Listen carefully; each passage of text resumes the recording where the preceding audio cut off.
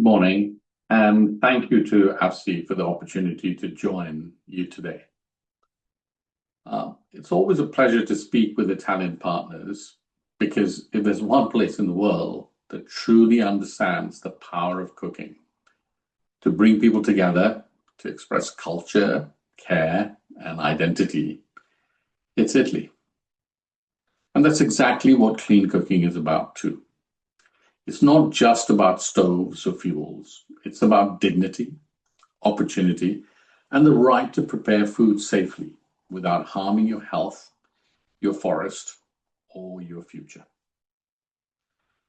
My name is Feisal Hussain, and I work with the Clean Cooking Alliance, which is a global initiative of the United Nations Foundation, committed to ensuring everyone can cook with clean, modern, affordable solutions, no matter where they live.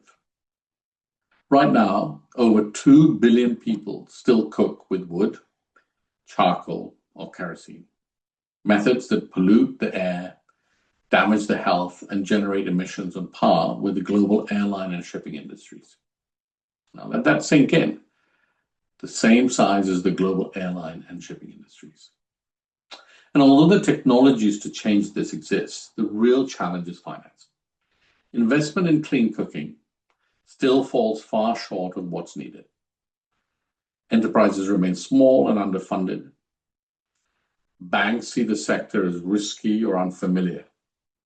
And even the most promising businesses struggle to access working capital or to scale. And while public finance rightly helps address the immediate challenge of access by helping families afford clean cooking solutions today, it is another very important role that's often underused. It can be a catalyst. Public funds can do more than just plug holes. When spent strategically, they can bring together the key actors across the system: investors, banks, enterprises, NGOs, governments, to unlock far greater resources than they would otherwise. Done well, 1 year of public funding can help mobilize 10, 20, or even 100 euros in cash, in kind, and in confidence by reducing risk, building pipelines, and sending a signal that this sector matters. In a world of tight budgets and high ambition, that kind of leverage isn't a luxury. It really is essential. One area where we've seen real momentum is in carbon finance, particularly in response to credibility challenges in the voluntary carbon market for clean cooking. In recent years, a wide range of stakeholders raised concerns. Governments wanted greater assurance that carbon revenues were benefiting their people. Southern governments. NGOs and civil society highlighted the need for stronger safeguards and equitable benefit sharing. Corporate buyers demanded clearer guidance and higher integrity credits. And project developers needed consistent expectations and support to deliver quality. In response, the sector came together, not just to critique what isn't working, but to co-create practical shared solutions. The collective effort, for example, led to the Principles for Responsible Carbon Finance, now supported by over 180 organizations across the sector, including ENI, or any. It developed a code of conduct to guide project developers on transparency, integrity, and fair revenue sharing.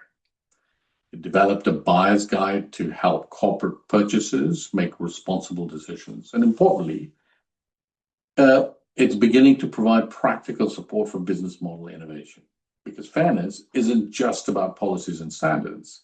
It's about how solutions are implemented on the ground and whether communities see real lasting benefits.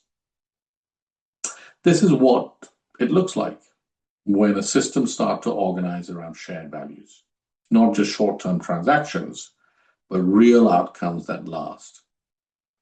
That kind of multi-actor collaboration we need, not just for carbon, but for all forms of clean cooking finance. To get there, we need public finance to go beyond subsidy and unlock scale. We need commercial banks to gain confidence in clean cooking as a sector. Investors need to recognize commercial pathways are already ready, and NGOs and technical partners to do what they do best: build bridges, share risk, and make solutions real. Now, this isn't a shopping list or a plea. We know that in today's world, it's not enough to do good. There has to be a return, an opportunity. And what we're saying is those opportunities are here. There are clean cooking companies earning steady recurring revenue through, for example, pay-as-you-go models. There are investors already blending carbon returns with enterprise growth. There are clear signs that if we act together, we can turn this sector from overlooked to investable. And that brings us to Italy. Italy's cooperative spirit, its culture, its of working across institutions, sectors, and society, make it an ideal partner in this effort. Italian financial institutions could bring valuable expertise in banking, guarantees, and risk sharing, working alongside local banks in Africa and Asia. Italian NGOs and enterprises could offer practical support to help scale what's already working. And the Italian government, through its developing corporation, can help position clean cooking as a strategic long-term pillar of climate and development policy. It can do that. We at the Clean Cooking Alliance would welcome that partnership with AFSI, with Italian institutions, and others ready to lead. In much the same way as we're doing with any, we would like to work much more closer together with many of you. And I'd like to leave you with 3 questions as you continue the next few days. What would it take for clean cooking to become truly investable? What role can Italy play in helping build financial infrastructure that clean cooking so urgently needs? And how can public finance do more than subsidize and instead build systems that's long-lasting? If we want answer to those questions, we'll have to answer them together. And there will be time for us to do that. Let me close with this, with a small story that has been a major inspiration for me and I think many others. Not long ago, I was sitting with Professor Mohammed Yunus, the founder of Grameen Bank, the chief advisor to the government of Bangladesh, and the recipient of the Lamp of Peace of St. Francis, a recognition actually that feels especially poignant given the recent passing of Pope Francis. Professor Yunus described standing in the Smithsonian Museum in Washington, D.C., looking up at the Wright brothers' plane, the one that flew just a few yards in the early 1900s. A few halls later, he saw a crowd gathered around a small glass box. Inside it was the rock from the moon. And at that moment, he realized something extraordinary, that in just 66 years, humanity had gone from flying a few feet to flying to the moon and back. Now that's the power of belief, of coordination, of vision and investment aligned. If we could do that, surely we can bring clean cooking to every household on this planet.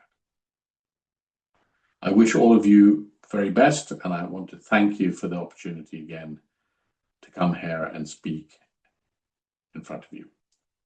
With very best wishes.